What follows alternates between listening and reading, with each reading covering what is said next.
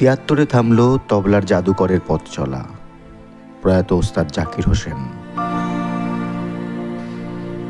রবিবার আমেরিকার সান ফ্রান্সিসকোর এক হাসপাতালে ভর্তি ছিলেন, সেখানেই তার মৃত্যু হয়। সোমবার পরিবারের তরফে বিবৃতিতে বিষয়টি জানানো হয়। জাকির হোসেনের প্রয়াণে शोकस्तब्ध संगीत कुल। संगीत जगत का बहुत बड़ा नुकसान, उस्ताद जाकिर हुसैन नहीं रहे। अभी 2 घंटे पहले मुझे पता लगा था कि उनकी तबीयत बहुत खराब है और हॉस्पिटल में है, क्रिटिकल है। उनके जाने का मुझे बहुत अफसोस है, सारी दुनिया को अफसोस है।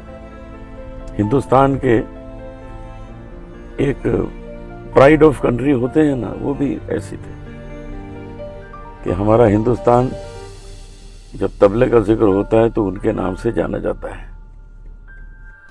রবিবারই গুরুতর অসুস্থ হয়ে আমেরিকার সান ফ্রান্সিসকোর এক হাসপাতালে ভর্তি হয়েছিলেন ওস্তাদ। জানা গিয়েছে হৃদযন্ত্রের সমস্যার জন্যই শিল্পীর শারীরিক পরিস্থিতির অবনতি হয়েছিল।